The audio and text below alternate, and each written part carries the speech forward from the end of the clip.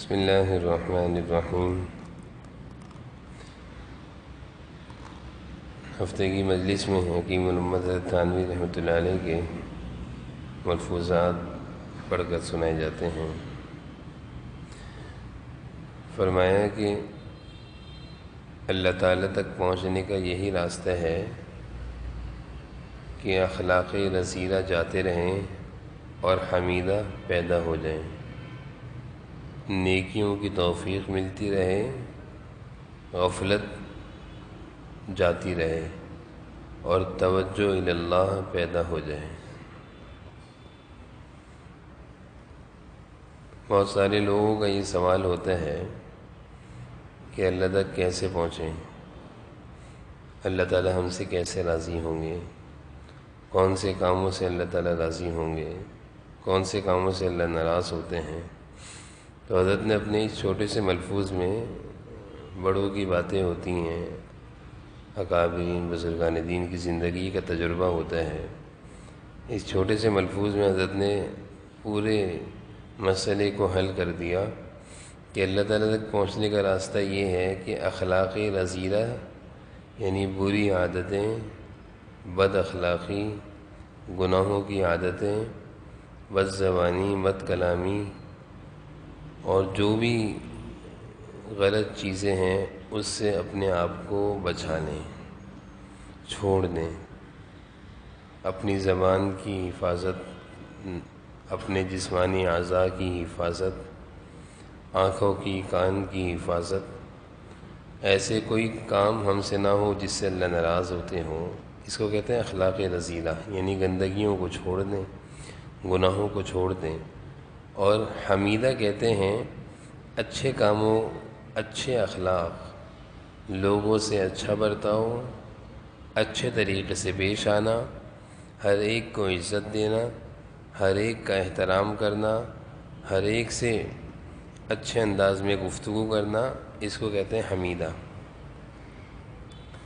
تو رذیلہ چلے گئے، گندی باتیں، گندے اخلاق، گندی زبان، بد اخلاقی، بد زبانی، بد کلامی چلی گئی، اچھی عادتیں آ گئیں، ہر ایک کے ساتھ سچ بولنا، جھوٹ نہیں بولنا، کسی کو دھوکہ نہیں دینا۔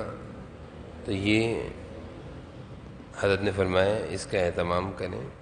اور تیسری چیز فرمائی طاعت کی توفیق، نیک کاموں کے کرنے کی توفیق، عبادات کی توفیق، یہ اللہ تعالیٰ کی طرف سے ملتی ہے۔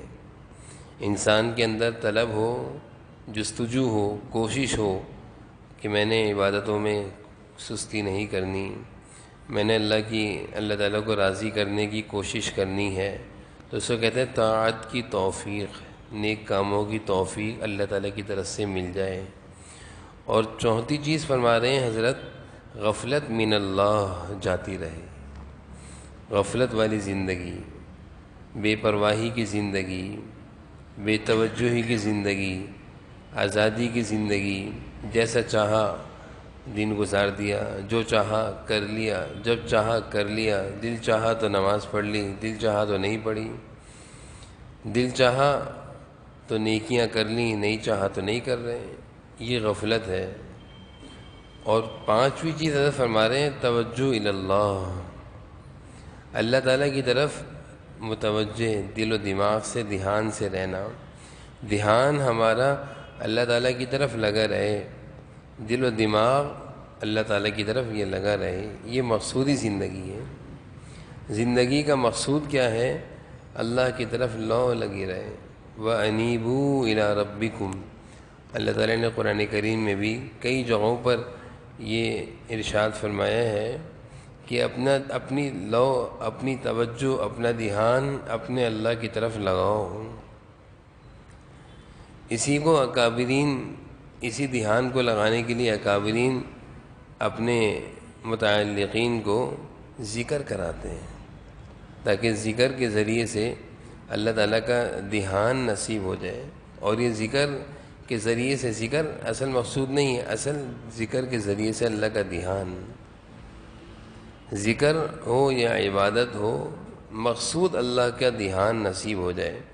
اسی کو اللہ تعالیٰ نے قرآن میں فرمایا وَأَنِيبُوا إِلَىٰ رَبِّكُمْ، اور بھی بہت ساری جگہوں میں اور احادیث میں بھی جناب نبی کریم صلی اللہ علیہ وسلم دعا فرما رہے ہیں اللہ تعالیٰ سے، منیباً الیہ مخبتاً الیہ، بڑے پیارے الفاظ ہیں حدیث کے، منیباً الیہ مخبتاً الیہ، اے اللہ میری توجہ بھی آپ کی طرف ہو جائے، میرا دھیان بھی آپ کی طرف ہو۔ اور ایک اور جملہ ارشاد فرمایا کہ مجھے آپ کی یاد میں، آپ کے دھیان میں مزہ آئے، سکون ملے۔ دنیا کی چیزوں میں انسان کو سکون ملتا ہے، اللہ کی یادوں میں، عبادتوں میں سکون مل جائے، یہ مقصود زندگی ہے۔ تو حضرت نے اس واعظ میں زندگی کا اصول سکھا دیا کہ بھائی اخلاق حمیدہ پیدا کرو، اچھی عادتیں، اچھے اخلاق، اچھا کردار، اچھا برتاؤ اور بد اخلاقی سے بچو، بدگمانیاں، بد زبانی، بد کلامی، غیبتیں، حسد، بغض، عناد، دشمنیاں، نفرتیں، لڑنا جھگڑنا، کسی کے پیٹھ پیچھے برائیوں، یہ سارے رذائل ہیں، ان سے بچنا ہے، اور اللہ تعالیٰ کی طرف سے عبادتوں کی توفیق نصیب ہو جائے۔ غفلت، بے توجہی، بے پرواہی کی زندگی سے چھٹکارا مل جائے، کام میں لگ جائیں، بیکار نہ گھومیں، بیکار اپنا اوقات ضائع نہ کریں، دنیا کے کام میں ہوں یا دین کے کام میں ہوں، کسی نہ کسی کام میں انسان لگا رہے۔ آج کے دور میں تو یہ بہت ضروری ہے، کیونکہ بیکار آدمی اللہ کی نظر میں بھی بیکار ہے، اور دیکھا جائے تو دنیا والوں کی نظر میں بھی بیکار ہے۔ جس کا کوئی زندگی کا مقصد نہیں ہے، نہ عبادتیں کرتا ہے، نہ نمازیں پڑھتا ہے، نہ دنیا میں کمائی دھمائی کرتا ہے، بیکار پڑا سو رہا ہے، تو دنیا والے بھی اس کو برا کہتے ہیں کہ بھئی کیا زندگی ہے تمہاری، تمہاری زندگی کا کیا حاصل ہے، کیا مقصد ہے، کس طرح زندگی گزار رہے ہو۔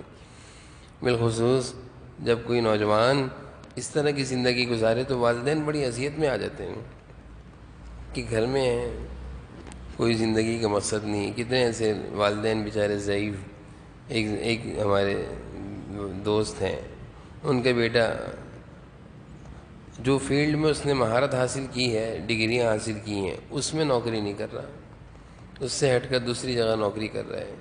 اب والدین کے لیے پریشانی کہ جدھر ہم نے اس کو زندگی میں تعلیم دلائی کہ یہ انجینئر بن گیا تو اب اسی فیلڈ میں چلیں، تو یہ والدین کے لیے بڑی پریشانی ہوتی ہے کہ کوئی نوجوان ہو گھر میں سو رہا ہے، کام کو نہیں جا رہا، اور یہ بیماری ایسی ہے اگر یہ کسی کو لگ جائے، اس کو کہتے ہیں غفلت، بے توجہی، اچھی چیز نہیں ہے۔ کام والے لوگ جو ہوتے ہیں، جن کی طبیعت میں فکر ہوتی ہے، کچھ کرنا ہے، کچھ کرنا ہے، تو اللہ تعالیٰ ان سے دین کے کام بھی لیتے ہیں، دنیا کے کام بھی لیتے ہیں۔ جن کی زندگی میں فکر ہو کہ کچھ کرنا ہے، اور وہ اللہ تعالیٰ کو بھی راضی کرنے کی کوشش کرتے ہیں، مخلوق خدا کی بھی خدمت چاہتے ہیں، تو اللہ تعالیٰ پھر ان سے کام لے لیتے ہیں۔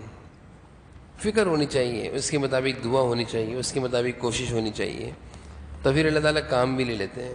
اور جن لوگوں کی زندگی کا کوئی مقصد نہ ہو، نہ نمازیں پڑھ رہے ہیں، صبح سو رہے ہیں، نمازیں بھی جا رہی ہیں، نہ تلاوتوں کا اوقات ہیں، نہ ذکر اذکار، نہ صبح کے معمولات، نہ کام کاروبار، نہ ملازمت، بیکار، تو یہ زندگی اپنی ضائع کر رہے ہیں۔ اور دیکھا جائے دنیا کی زندگی کا ایک ایک لمحہ بہت قیمتی ہے، ہمیں فکر ہونی چاہیے، ہمیں اس کا احساس ہونا چاہیے کہ میری زندگی کا کوئی لمحہ ضائع نہ ہو۔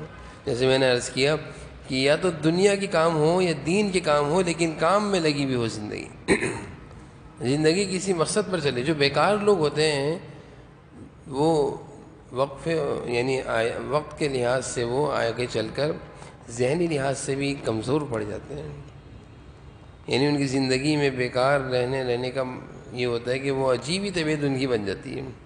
اس لیے شریعت نے ایک مزاج میں اور دیا ہے کہ گھل مل کر رہو۔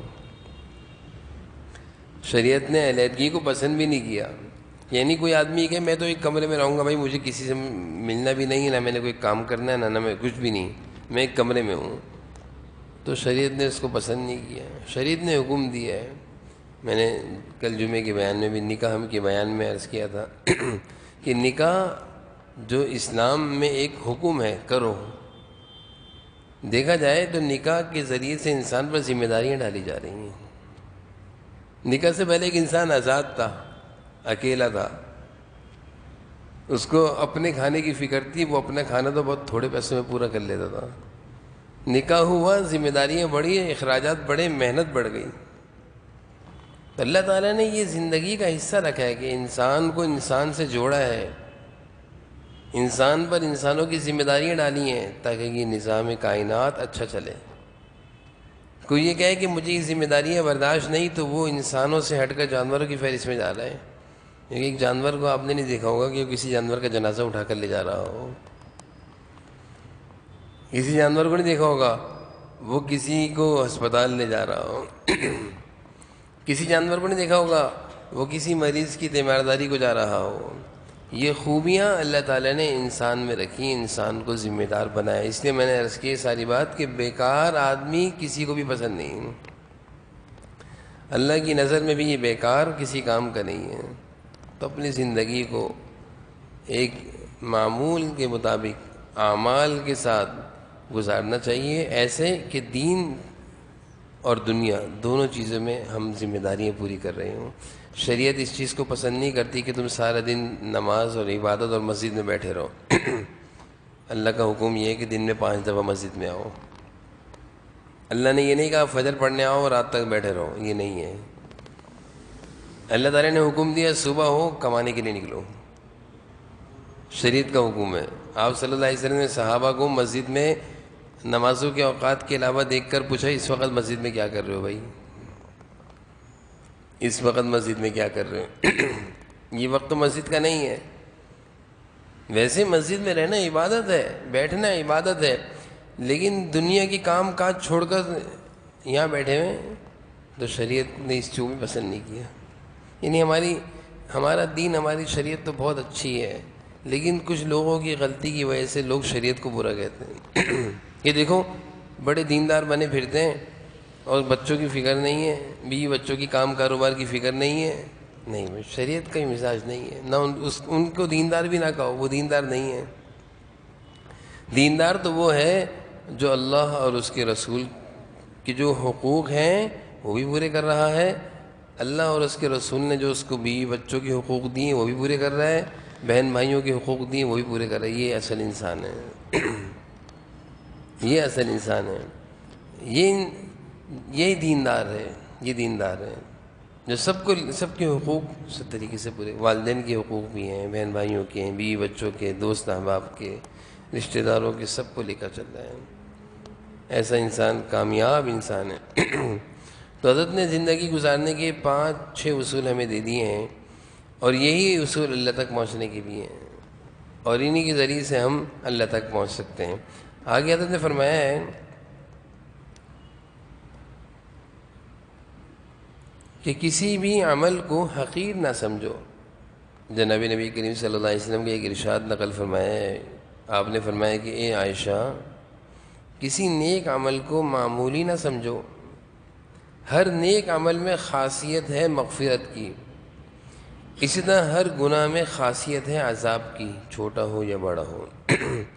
بہت دفعہ ایسا ہوتا ہے کہ ہم کوئی نیکی کو اس لیے نہیں کرتے چھوٹی سی ہے، معمولی، چھوڑو. بڑی نیکی کریں گے، بڑا کام کریں گے، تو بڑی نیکی اور بڑے کام کے چکر میں ہم چھوٹا کام بھی نہیں کرتے. چھوٹی نیکی سے ہی بڑی نیکی تک انسان پہنچے گا، چھوٹے کام سے ہی بڑے کام تک پہنچے گا. یہ جو مزاج ہمارا بن گیا ہے کہ کریں گے تو بڑا کام کریں گے، نہیں تو کریں گے نہیں. تو کیا ہوتا ہے کہ بڑے سے بھی جاتے ہیں، چھوٹے سے بھی جاتے ہیں. کریں گے تو کوئی بڑا نیک کام کریں گے، نہیں تو کریں گے نہیں.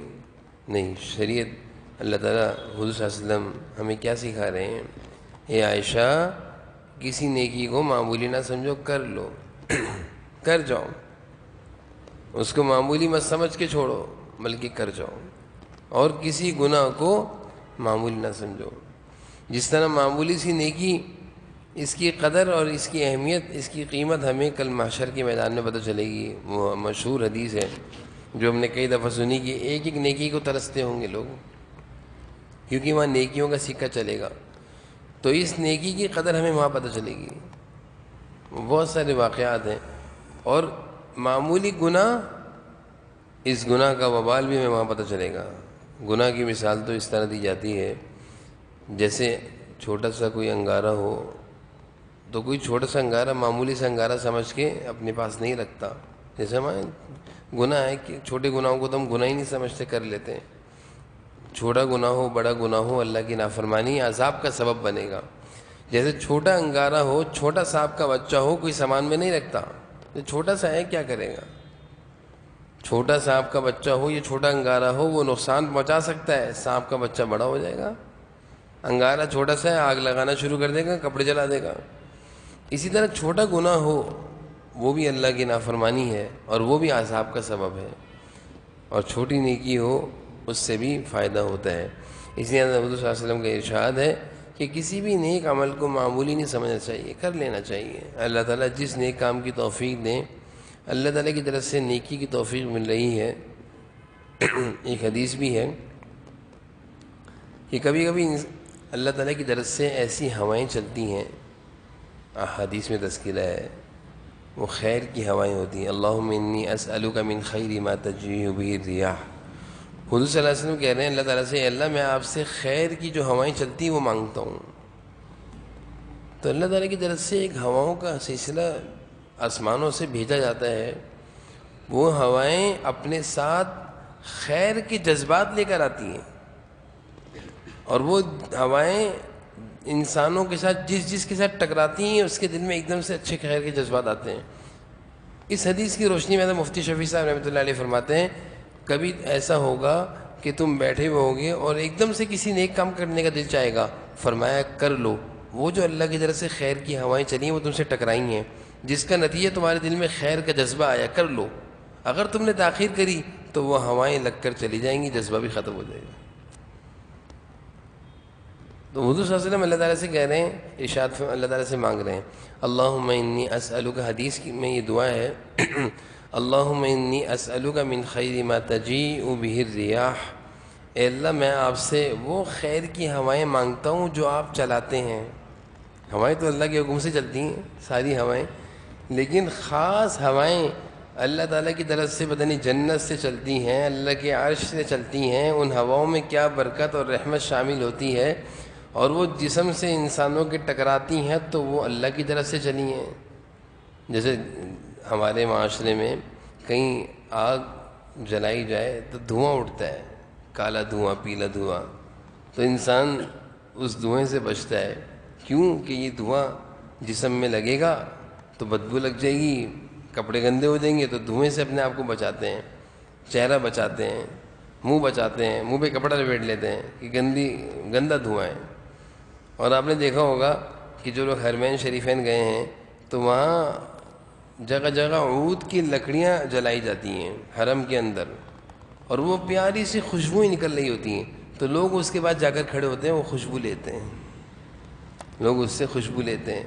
اور وہ حرم شریف کے دروازوں پر کھڑے ہوتے ہیں، بڑے بڑے ان کے پاس ہوتے ہیں جس میں وہ لکڑی جل رہی ہوتی ہے، اور وہ بڑی پیاری انداز میں مہک رہی ہوتی ہے. تو لوگ کھڑے ہوتے ہیں، اس سے وہ کپڑوں پہ لگتی ہے تو کپڑوں میں خوشبو آ جاتی ہے، تو یوں جا کے کھڑے ہوتے ہیں جبے لے کر، تو اندر جاتی ہے تو خوشبو آ جاتی ہے. تو اچھی ہوا کی مثال بھی ایسے ہی ہے کہ اللہ تعالیٰ کی طرف سے جب اچھی ہوائیں چلتی ہیں تو وہ جسم کو ٹکراتی ہیں تو جسم میں خوشبو مہکتی ہے، نیکی کے جذبات مہکتے ہیں، دل چاہتا ہے کوئی نیک کام کر لوں، کوئی اچھا کام کر لوں.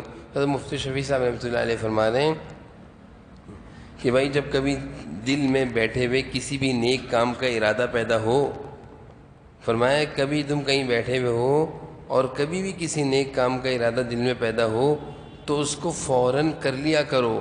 اللہ کی طرف سے وہی خیر کی رحمت کی برکتوں کی ہوائیں تمہیں آ کر ٹکرائی ہیں جس سے تمہارے اندر ایک خیر کا جذبہ پیدا ہوا، کر لو. فرمایا اگر تم نہیں کرو گے تو کچھ دیر میں یہ جذبہ ٹھنڈا ہو جائے گا، جذبہ ختم ہو جائے گا، پھر تم چاہو گے بھی نیکی کا کرنا نہیں کر سکو گے. حضرت ہمارے کسی نیکی کو عائشہ معمولی نہ سمجھو، کسی نیکی کو معمولی نہ سمجھو. جب دل میں خیال آئے کچھ کرنے کا کر لو. مثال ہے دل میں خیال آئے فلاں آدمی پریشان ہے، ہمیں اس کی پریشانی کا احساس معلوم چلا کہ بھئی وہ پریشان ہے، دل میں ایک دم خیال آئے کہ اس کی مدد کرنی چاہیے، اور اللہ نے اتنی استطاعت دی کہ ہم اس کی مدد کر سکتے ہیں، یہ اللہ نے ہمیں استطاعت نہیں دی، ہم کسی سے کہہ کر اس کی مدد کروا سکتے ہیں. دونوں کاموں میں سے کوئی کام کرنے کا دل میں خیال آیا، فوراً اٹھیں، چلیں، اپنے قدم بڑھائیں کسی کی مدد کے لیے اس پر الگ اجر و ثواب ہے، اور جتنا ممکن ہو جلدی سے اپنی حیثیت اور استعداد کے مطابق اس کی مدد کریں۔ جو نہیں کر سکتے اپنی حیثیت سے تو ہم کوشش کریں کہ دوسروں کو راضی کریں، اس کی مدد کرو۔ تو یہ ایک میں نے مثال دی ہے۔ اسی طرح دل میں خیال آیا ہے کہ یار والد صاحب کی زیارت کرنی چاہیے، والد صاحب حیات ہیں، تو یہ زیارت پر حج و عمرے کا ثواب ہے۔ احادیث میں آتا ہے نا، حضور صلی اللہ علیہ وسلم کا ارشاد ہے کہ والدین کو محبت اور عظمت کی نگاہوں سے دیکھنے پر حج و عمرے کا ثواب ہے۔ تو صحابہ نے عرض کیا اللہ کے رسول ایسے حج اور عمرے تو ہم بہت کما لیں گے، یعنی بہت سارا ثواب کما لیں گے۔ تو حضور صلی اللہ علیہ وسلم نے ارشاد فرمایا تو اللہ تعالیٰ کی رحمت بھی بہت وسیع ہے، تم دن میں 10 دفعہ اپنے والدین کو محبت کی نگاہوں سے دیکھو گے تو اللہ تعالیٰ 10 دفعہ حج اور عمرے کا ثواب دینے سے ان کی ثواب میں کمی نہیں ہوگی۔ اب دل میں خیال ہے بیٹھے ہوئے کہ ہم والد صاحب کے بعد چلتے ہیں، تھوڑی ان کی خدمت کرتے ہیں، اٹھ جائیں فوراً، اٹھیں اور فوراً پہنچ جائیں، کہیں ایسا نہ ہو کہ خیال نکل جائے دل سے، پھر بیٹھے رہ جائیں گے، پھر مصروفیت آ جائے گی، کوئی کام آ جائے گا۔ تو اس لیے حضرت کا یہ جو ارشاد ہے اس میں یہ ہے کہ کسی بھی عمل کو معمولی سمجھ کر چھوڑو مت، جب جس عمل کا دل میں خیال ارادہ آئے تو یہ مت سوچو یہ چھوٹا سا ہے چھوڑو، کر جاؤ۔ اس عمل کی قدر اور اس کی اہمیت کا اندازہ ابھی نہیں ہوگا، کب ہوگا؟ جب قیامت کا دن ہوگا اور انسان ایک ایک نیکی کو بھاگتا دوڑتا پھر رہا ہوگا، اس وقت یہ عمل کام آئے گا، اس وقت یہ نیکی کام آئے گی۔ اس لیے کوشش کرنی چاہیے کہ اللہ تعالیٰ جب کسی کام کی کرنے کی توفیق دے، دل چاہ رہا ہے آج قرآن پڑھنے کا، نماز پڑھنے آئے تو دل چاہ رہا ہے قرآن کی تلاوت کر لوں، کوئی مصروفیت بھی نہیں ہے تو بیٹھ کے تلاوت شروع کر دیں، تلاوت کریں، مزہ آئے گا۔ جب دل سے کوئی کام کیا جاتا ہے تو اور مزہ آتا ہے، لذت بڑھ جاتی ہے۔ دل چاہ رہا ہے آج اللہ تعالیٰ سے دعائیں کرنے کا، بیٹھ جائیں دعائیں مانگیں اللہ تعالیٰ سے۔ دل چاہ رہا ہے آج رات کو تہجد میں اٹھنے کا، اٹھ جائیں دعائیں مانگیں، رونے کا وقت ہوتا ہے، اللہ تعالیٰ کو راضی کرنے کا، منانے کا وقت ہوتا ہے، بہت پیارا وقت ہوتا ہے، تو دل چاہ رہا ہے فوراً کر دیں۔ جس خیر کے کام کا دل میں جذبہ آئے یہ اللہ کا فضل ہے، کیونکہ آج کل کی معاشرہ اور ماحول اتنا خراب ہے کہ خیر کے جذبے کم آتے ہیں، برے جذبے زیادہ آتے ہیں، اس کو یہ کر دوں گا، اس کے ساتھ یہ کر دوں گا، اس کو یہ کر، برائی کے جذبات تو بہت آتے ہیں لیکن خیر کے جذبات بہت کم آتے ہیں۔ تو جب بھی کسی خیر کا جذبہ، اچھائی اور بھلائی کا جذبہ دل میں آئے تو کر جائیں، پھر اس کی فائدے اور برکتیں دیکھیں، اللہ تعالیٰ کتنے فائدے اور برکتیں عطا فرمائیں گے۔ اللہ تعالیٰ ہم سب کو ان ارشادات پر، ان باتوں پر عمل کی توفیق نصیب فرمائے۔ ذکر کی مجلس میں قول النبی صلی اللہ علیہ وسلم افضل الذکر